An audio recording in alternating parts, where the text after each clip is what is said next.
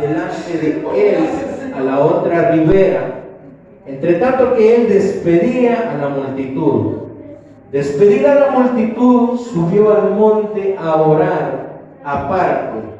Y cuando llegó la noche, estaba allí solo, y ya la barca estaba en medio del mar, azotada por las olas, porque el viento era contrario. Mas a la cuarta vigilia de la noche, Jesús vino a ellos andando sobre el mar. Oiga bien, y los discípulos, viéndole andar sobre el mar, se turbaron diciendo: ¡un fantasma! Y dieron voces de miedo.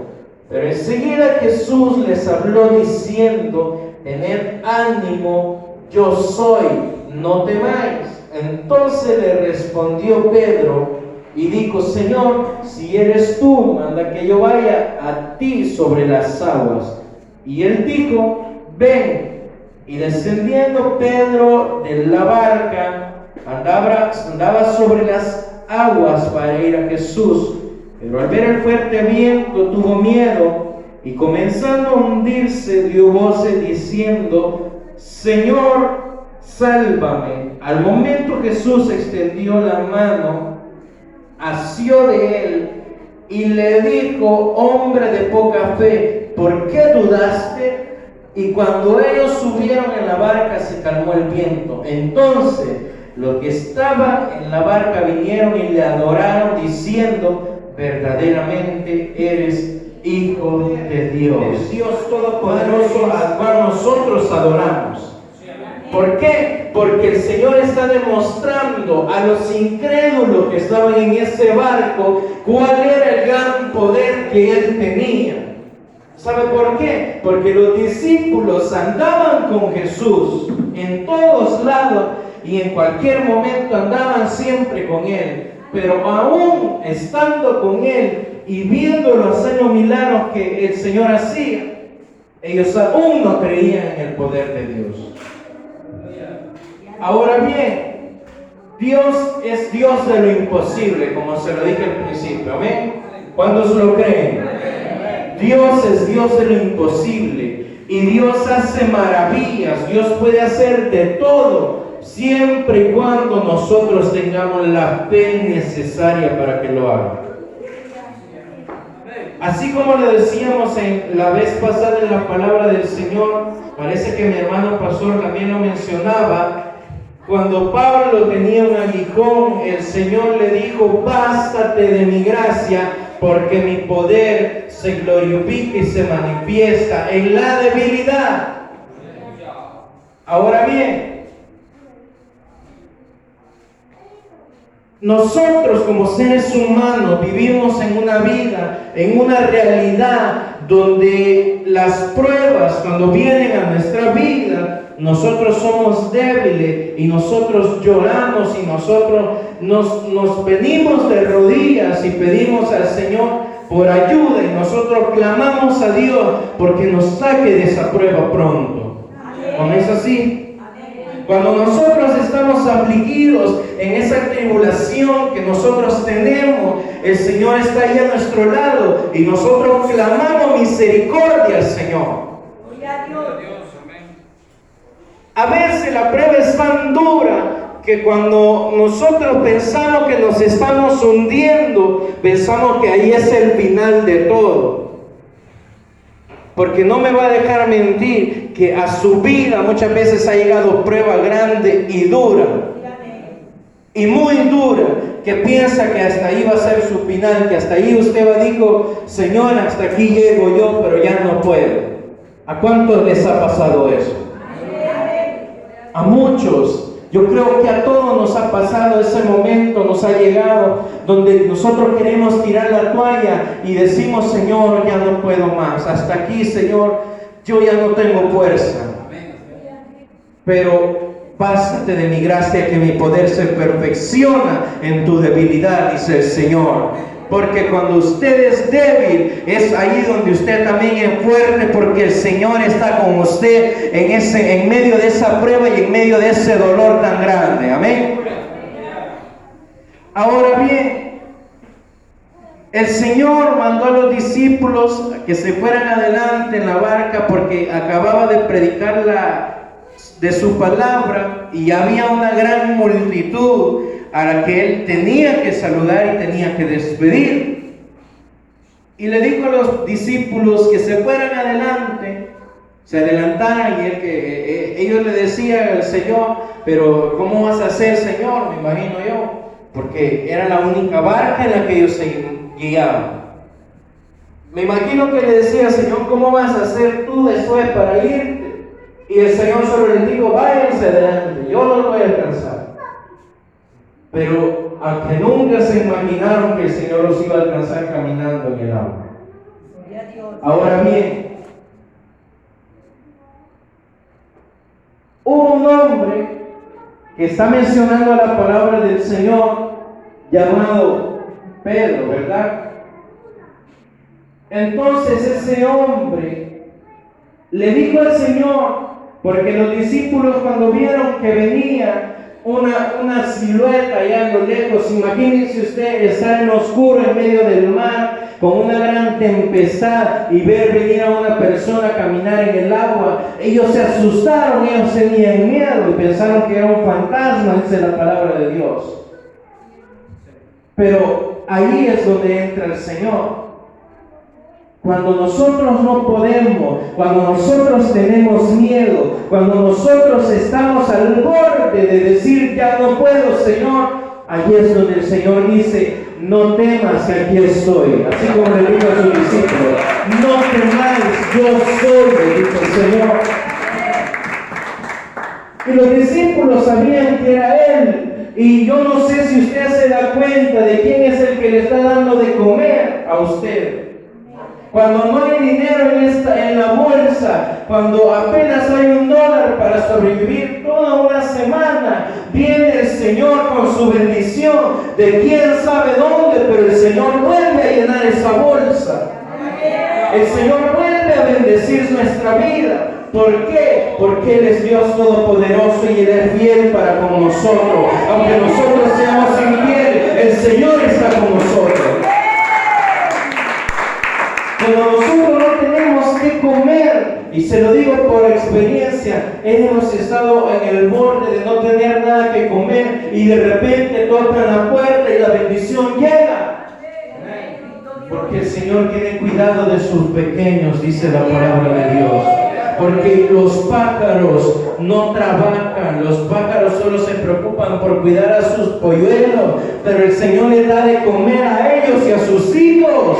Así cuanto más el Señor lo va a hacer con sus hijos. Amén. ¿Cómo el Señor lo va a hacer con sus hijos si el Señor alimenta a las aves y nosotros que somos pueblo suyo, cómo no nos va a alimentar a nosotros? Dios es un Dios de milagros y tiene que creerlo, porque yo he visto cuando Dios hace milagros en las personas. Y yo soy fiel testigo del poder de Dios. No sé si usted también. Porque Dios es Dios de lo imposible. No sé si usted está en estos momentos, se encuentra en algún momento de prueba, en algún momento de aflicción, en algún momento de dolor. Pero acuérdese que después de la tormenta viene la calma. Usted no sé si ha escuchado el ejemplo de un animal majestuoso llamado el águila. Esa predicación se ha escuchado por muchos lados, por tantos lugares. El proceso que el águila sufre para poder ser renovado y ser un animal nuevo y no morir. Porque el águila le crece su pico, sus plumas le pesan al final y el pico puede llegar a atravesar su pecho, es como que si fueran nuestras uñas, si no las cortamos se hacen grandes y crecen al peligro de que nuestras propias uñas pueden perforar nuestros dedos, pueden arruinar nuestros dedos. Así como usted, por ejemplo, un muñero en el pie. Así puede crecer el pico del águila y arruinarle su propia vida. Pero el águila sufre un proceso de renovación. Pero para pasar a ese proceso tiene que sobrevolar sobre las tormentas. ¿Por qué? Porque las montañas más altas busca el águila a donde la tormenta no puede tocar, pero primero pasa en medio de ese proceso, en medio de esa tormenta, a buscar la montaña más alta, a donde no hay ningún depredador, a donde no hay nada que le pueda hacer daño, y a empezar a sufrir con su propia prueba. El águila ella misma se golpea el pico en una piedra hasta arrancarlo. Se arranca todas las plumas hasta quedar sin ninguna. Y después empieza a renovar su plumaje, un nuevo pico crece y el águila, después de haber tenido el peligro de morir, tiene nueva vida. Así es la vida del cristiano. Cuando pasamos por en medio de esa tormenta, en medio de ese dolor, nosotros tenemos que aprender a renovar nuestra vida y a renovar nuestra fe. Porque por medio de nuestra fe, el Señor se va a glorificar en nuestra vida. ¿Qué es lo que le dijo Jesús a los discípulos? Pedro estaba deseoso de, si eres tú, Señor, ¿por qué no me llamas que vaya allá contigo? Y el Señor entonces le dijo, entonces ven. Pedro comenzó a caminar sobre el agua. Imagínense qué privilegio tuvo ese hombre. Comenzó a caminar sobre el agua, pero después se hundió. Y cuando nosotros empezamos a dar pasos de fe, empezamos en medio de esa prueba, bueno, el Señor me va a sacar en victoria, y pegamos un paso de fe. Y cuando nosotros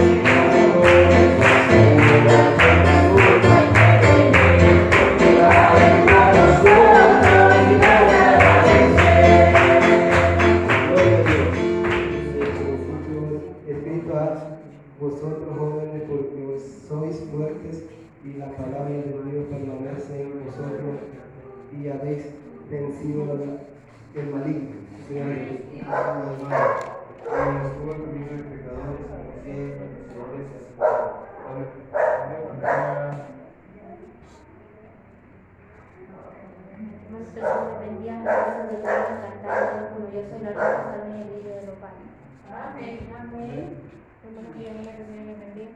Mi texto lo trae en Proverbios 15:14. El corazón entendido busca la sabiduría, la palabra de necio se alimenta de necedades. Que Señor le bendiga. Mi texto lo traigo en Primera de Juan 2:6. Por lo cual también contiene escritura. He aquí, pongo en Sion la principal piedra del árbol, escogida, preciosa, y el que creyere en él no será avergonzado. El nombre nos sana, tu propósito es constante en el mundo. Hermano, que el Señor le bendiga. Mi texto lo traigo en Romanos 1:16. Porque no me avergüenzo del Evangelio, porque es poder de Dios para salvación a todo aquel que cree, al judío primeramente y también al griego. Amén. Apocalipsis 17:14 dice: y pelearán contra el Cordero y el Cordero vencerá, porque él es Rey de Reyes y Señor de Señores, y los que están con él son llamados, elegidos y fieles. Amén. Gloria a Dios.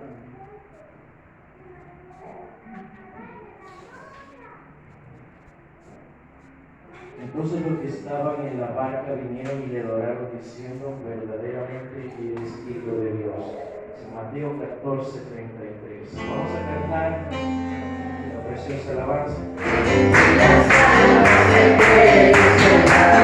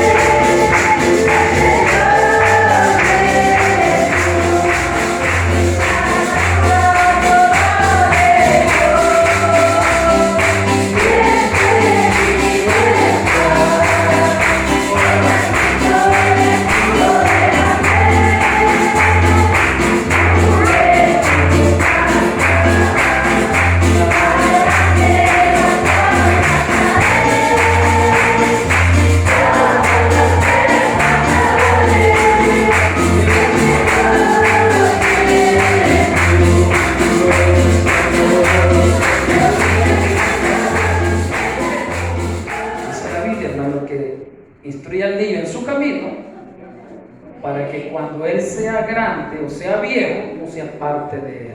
Esa es la semilla que ustedes van a sembrar.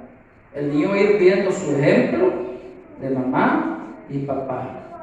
Si mamá es borracho o papá es borracho, el niño va a aprender a ser borracho. Si la mamá anda en casa, el niño va a aprender a andar en casa. Si el papá o la mamá es trabajadora, el niño va a ser trabajador. Si el padre o la mamá es ladrón, él va a aprender a robar.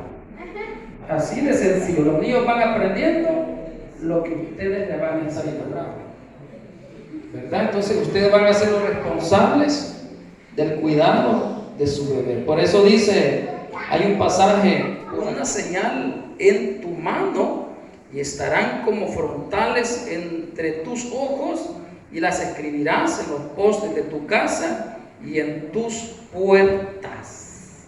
Está hablando de la palabra de Dios. O sea, quiere decir, hermano, que usted es responsable de inculcarle el camino de Dios, el verdadero, ¿verdad? Pero estoy hablando de verdadero, no estoy hablando de religión, que digan, no, el niño va a ser católico. No, tiene que inculcarle el verdadero camino, y el verdadero camino es nuestro Señor Jesucristo. Ese es el verdadero camino, ¿verdad? Así que voy a interrogar a los hermanos. Ustedes me van a contestar si lo haremos.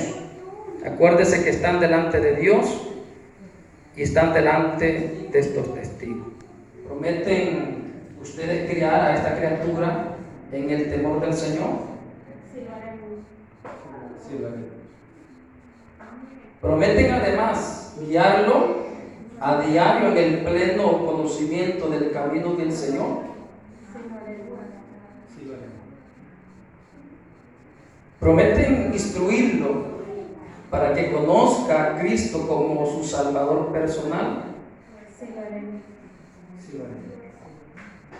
¿Prometen, en cuanto esté de su parte, darle a esta criatura un ejemplo consecuente y piadoso de la vida cristiana? Sí, lo haremos. Sí, lo haremos. ¿Presentan a este niño en solemne y sincera dedicación? Sí, lo haremos. Sí, lo haremos. ¿Se consagran a criar a este niño en la doctrina y enseñanza de la santa palabra de Dios? Sí, lo haremos. Sí, lo haremos. ¿Prometen darle a formar el carácter cristiano y hacer todo lo que esté a su alcance? Sí, lo haremos. De esta congregación dedicar a este niño a Dios, y lo han afirmado con sus propias palabras, los exhorto a que se dediquen a esta sagrada obligación con sabiduría, perseverancia y santa devoción. Amén. Vamos a la iglesia de pie, vamos a orar por él. Padre, gracias, Jesús, Señor, por su bendición. En esta hora, Padre, presentamos delante de usted